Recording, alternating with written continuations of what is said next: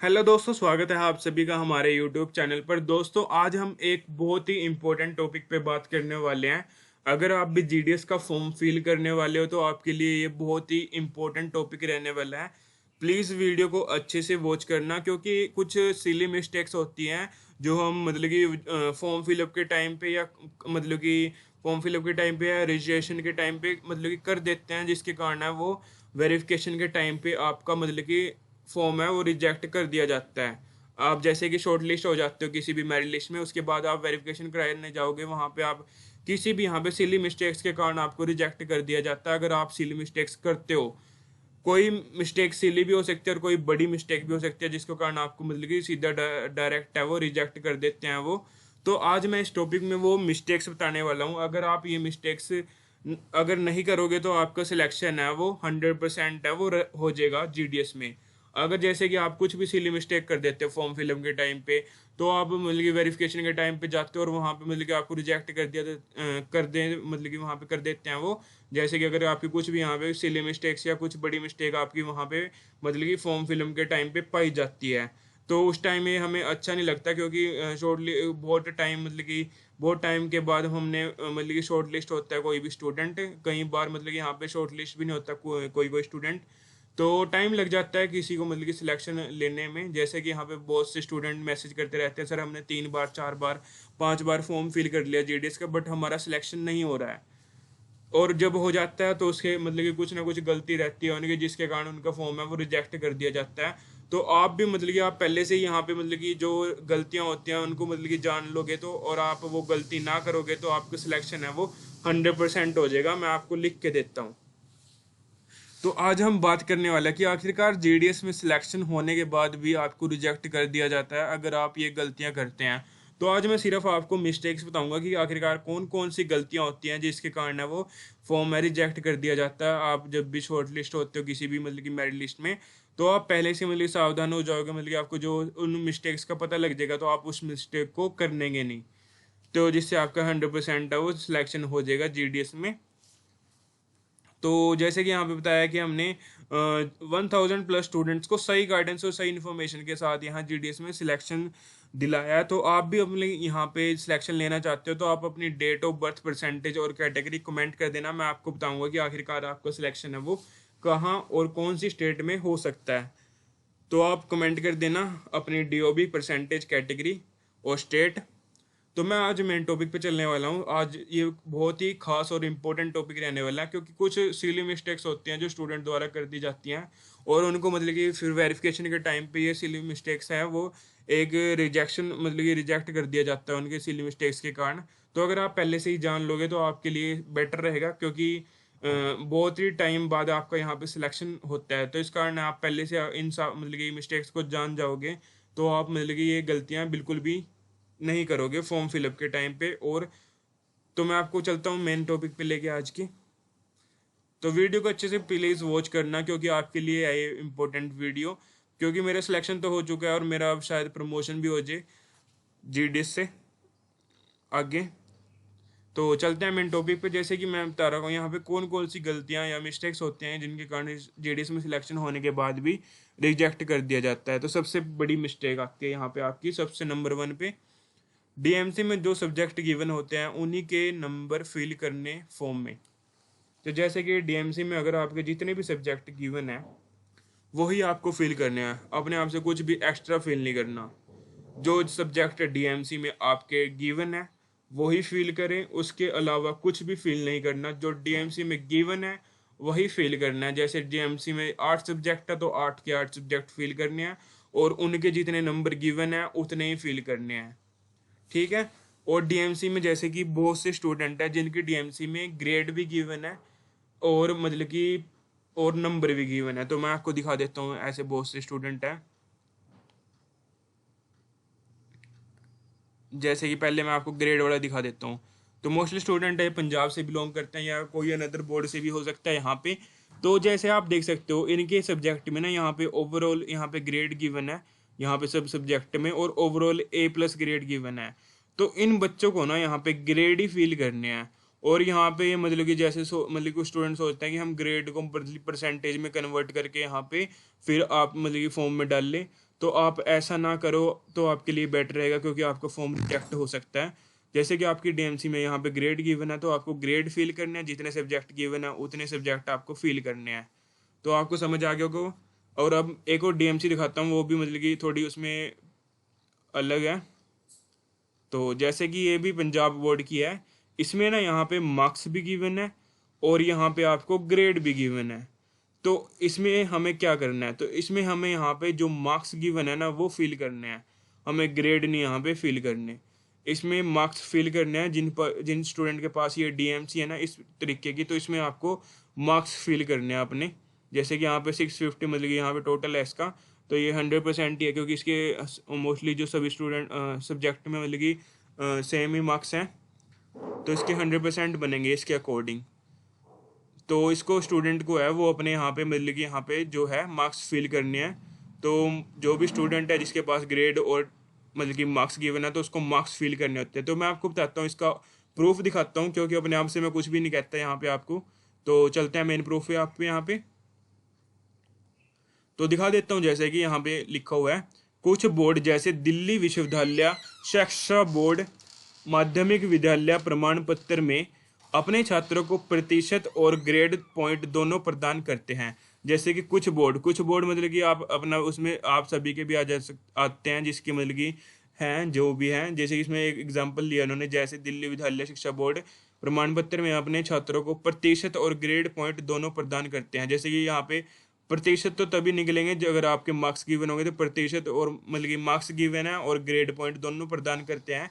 ऐसे मामलों में मार्कशीट में दिए गए प्रतिशत के आधार पर मतलब कि मार्क्स के आधार पर मेरिट तैयार की जाएगी। इसलिए आवेदकों को आवेदन फॉर्म भरते समय प्रत्येक विषय में प्राप्त अंकों का प्रतिशत भरना आवश्यक है। तो आपको जो भी मतलब कि मार्क्स गिवन है ना किसी भी सब्जेक्ट में, वो आपको फिल करने हैं। यदि कोई आवेदक प्रतिशत के बजाय ग्रेड पॉइंट के साथ आवेदन करता है, तो उसका आवेदन अमान्य घोषित किया जाएगा। जैसे कि यहाँ पे रिजेक्ट, मैं पहले ही बताता हूँ आपको, रिजेक्ट कर दिया जाएगा अगर आप मतलब कि प्रतिशत मतलब मार्क्स की जगह पे यहाँ पे ग्रेड पॉइंट मतलब कि फिल करोगे। तो आपको समझ आ गया होगा कि यहाँ पे आखिरकार क्या हमें फिल करना है। तो चलता हूँ मैं अभी मेन टॉपिक पे अपनी। तो जैसे कि यहाँ पे डीएमसी में जो सब्जेक्ट गिवन है वो ही फिल करना है आपको, और डीएमसी में जो नंबर गिवन है वो ही फिल करना है। और पंजाब बोर्ड के लिए मैंने अलग से वहाँ पे बता दिया कि क्या क्या आपको फिल करना है। तो थोड़ा नीचे चलते हैं अब। और आपको जैसे कि यहाँ पे कुछ स्टूडेंट है वो अपने आप से अपने यहाँ पे सब्जेक्ट में किसी भी सब्जेक्ट में एक्स्ट्रा मार्क्स लगा देते हैं अपने आप से, तो उनका मतलब कि फॉर्म रिजेक्ट होने का 100% यहाँ पे रहेगा। क्योंकि अपने आप से कुछ भी आपको डीएमसी में मतलब कि आपको फॉर्म फिलअप के टाइम पे कुछ भी ऐड नहीं करना, क्योंकि वो डीएमसी में चेक करते हैं जितने मार्क्स आपके गिवन है उतने हैं क्या नहीं। एक ही जगह से फॉर्म फिल करें। जैसे कि कुछ स्टूडेंट यहाँ पे ऐसे भी देखने को मिलते हैं कि जो अलग अलग फ़ोन नंबर से और अलग अलग ईमेल आईडी से मतलब कि दो जगह पे फॉर्म फिल कर देते हैं। जैसे कि एक ने मतलब कि बिहार में फिल कर दिया, एक ने मतलब कि एमपी में फिल कर दिया, किसी भी एक डिवीज़न में। तो इस तरीके से वो अलग अलग मतलब कि मोबाइल नंबर और जीमेल आईडी से मतलब कि अलग अलग फॉर्म दो जगह फिल कर देते हैं। बट आप ऐसा ना ही करोगे तो आपके लिए बेटर है, क्योंकि जो ID 2.0 करके पोर्टल आया है उसमें यहाँ पे पता लग जाता है कि आखिरकार स्टूडेंट ने एक जगह से फिल किया है दो जगह से फिल किया है। एक केस मेरा ऐसे ही सामने आया था, मेरा दोस्त बता रहा था कि यहाँ पे यूपी में एक केस था ऐसा, जहाँ पे मतलब कि एक लड़की ने दो मतलब कि जगह से फॉर्म फिल कर रखा था, एक यूपी से और एक एमपी से। तो उसका यूपी में शॉर्ट लिस्ट हो गया, तो वहाँ पे वो वेरिफिकेशन के टाइम पे गई, तो वहाँ पे उसका मतलब कि जैसे कि वो वेरिफिकेशन करते तो उनको पता लग गया कि यहाँ पे इसने दो जगह से मतलब कि फॉर्म फिल कर रखा है। तो इस तरीके से जो न्यू पोर्टल है उसमें पता लग जाता है कि किस स्टूडेंट ने दो जगह से फॉर्म फिल कर रखा है। अगर आप सोच रहे हो कि मैं अलग अलग ईमेल आईडी से और अलग अलग मोबाइल नंबर से फॉर्म फिल कर दूंगा, तो आप पहले से यहाँ पे सावधान हो जाएं, क्योंकि यहाँ पे आपका फॉर्म है वो 100% रिजेक्ट कर दिया जाएगा अगर आप मतलब कि ओवर स्मार्ट बनते हो।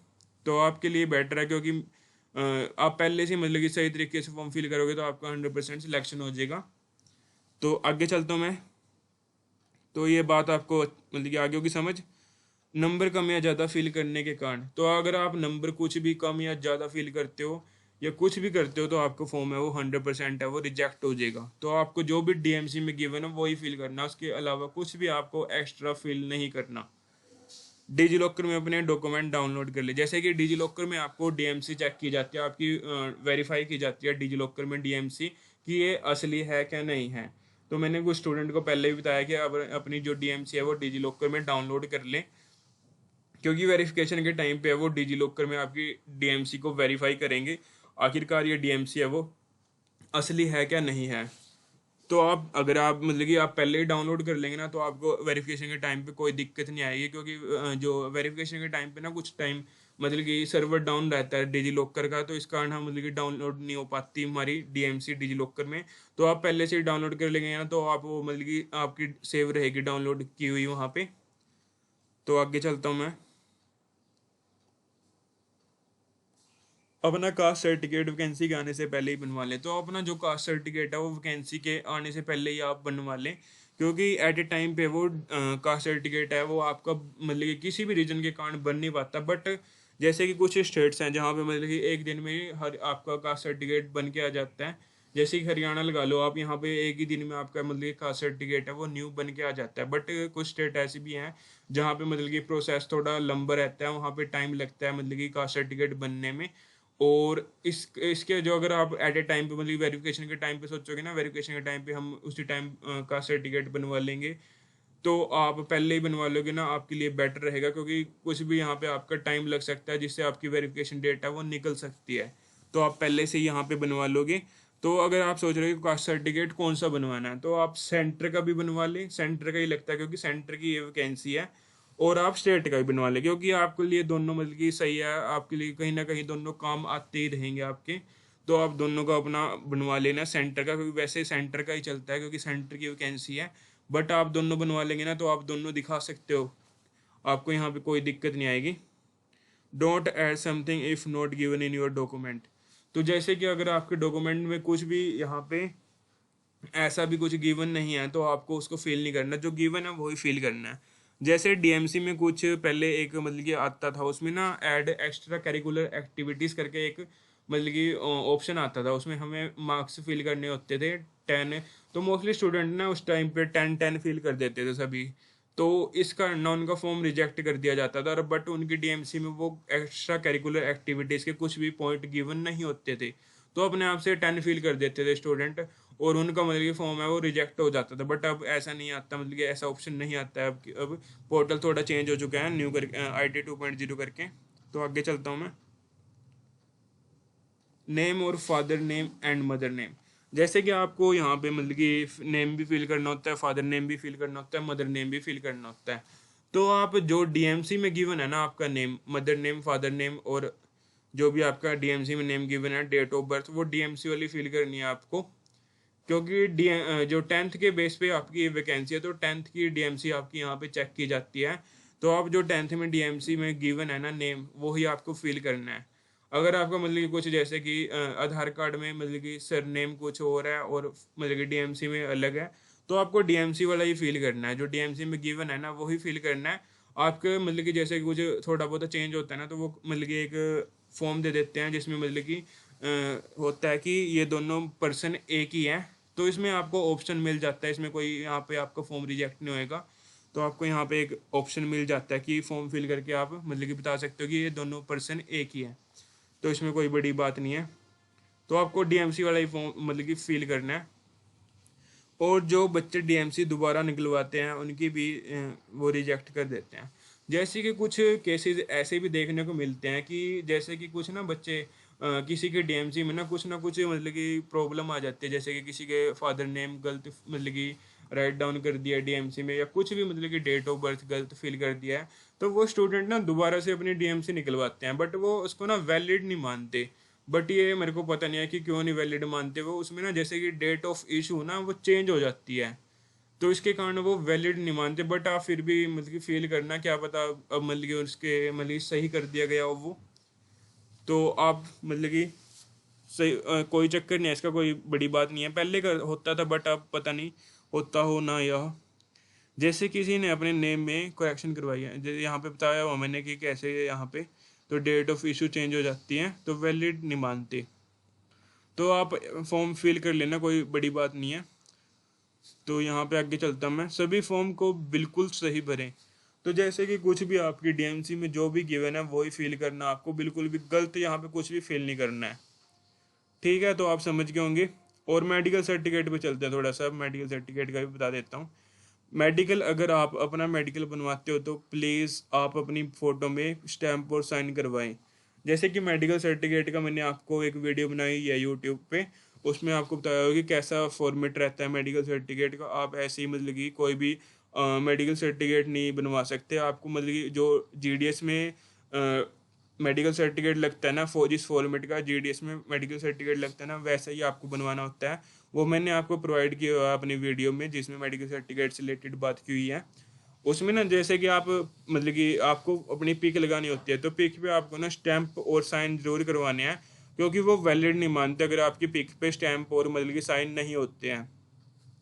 तो आप जैसे ही मेडिकल सर्टिफिकेट बनवाते हो ना, तो अपनी पिक पे मतलब कि डॉक्टर के साइन और स्टैंप है वो हाफ हाफ, मतलब कि एक फ़ोटो पे और थोड़ी सी मतलब कि पेज पे, और फोटो पे और थोड़ी सी पेज पे दोनों होने चाहिए। तो जैसे कि आप पहले से ही मतलब कि जो चीज़ है ना मेडिकल सर्टिफिकेट से रिलेटेड, ये आप पहले से ही सही करके जाओगे ना, तो आपको बार बार चक्कर नहीं काटने पड़ेंगे मेडिकल के लिए, तो वो दोबारा से भेज सकते हैं अगर आपका ये मतलब कि पिक पे आपके स्टैंप या साइन नहीं होते हैं।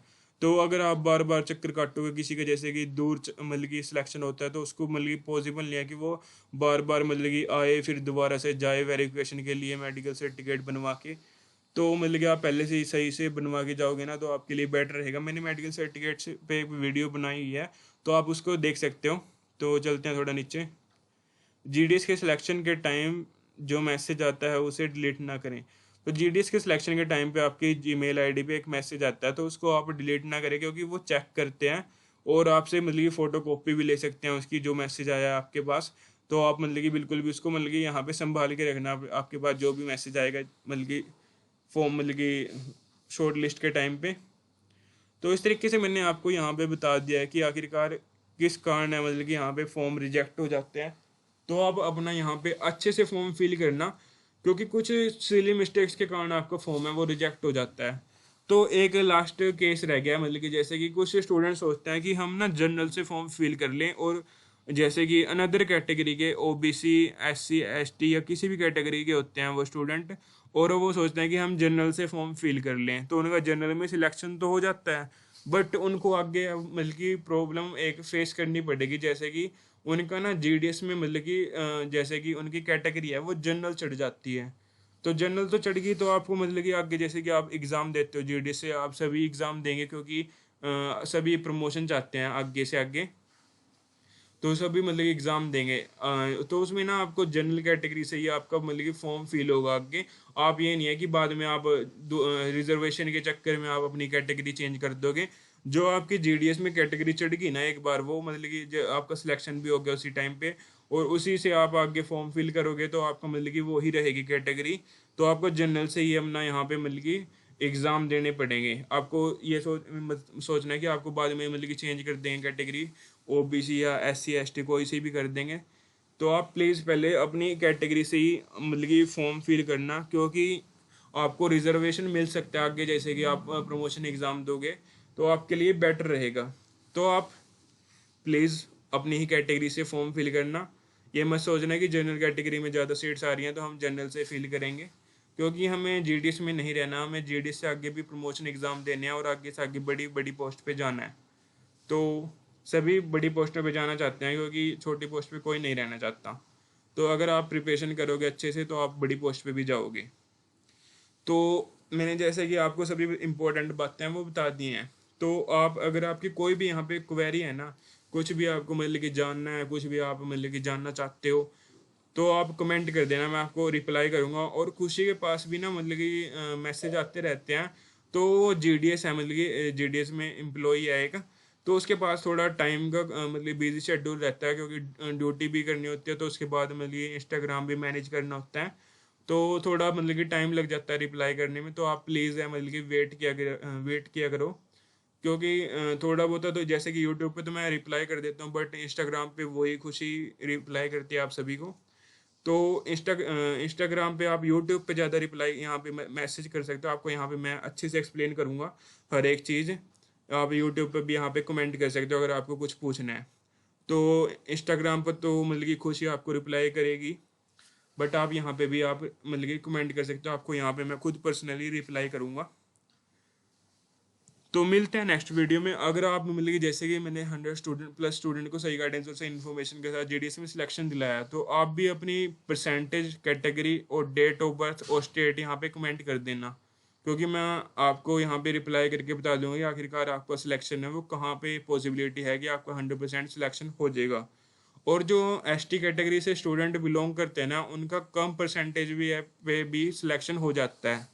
अगर आप भी एसटी कैटेगरी से बिलोंग करते हो या कोई भी स्टूडेंट, तो वो अपनी परसेंटेज और कैटेगरी और comment, date of birth comment कर देना। और पीडब्ल्यूडी ए बी सी और डी का भी मतलब कि कम परसेंटेज पे सिलेक्शन हो जाता है, और ईडब्ल्यूएस वालों का भी यहाँ पे कम परसेंटेज पे सिलेक्शन देखने को मिलते हैं। तो मिलते हैं नेक्स्ट वीडियो में, आज के लिए इतना ही। और अगर आपको वीडियो अच्छी लगी हो तो प्लीज़ लाइक और चैनल के साथ जरूर जुड़ना, क्योंकि बहुत इंपॉर्टेंट बातें मैं आपको बताता रहता हूँ, ताकि आपका यहाँ पे 100% है वो सिलेक्शन हो जाए। तो मिलते हैं नेक्स्ट वीडियो में, आज के लिए इतना ही।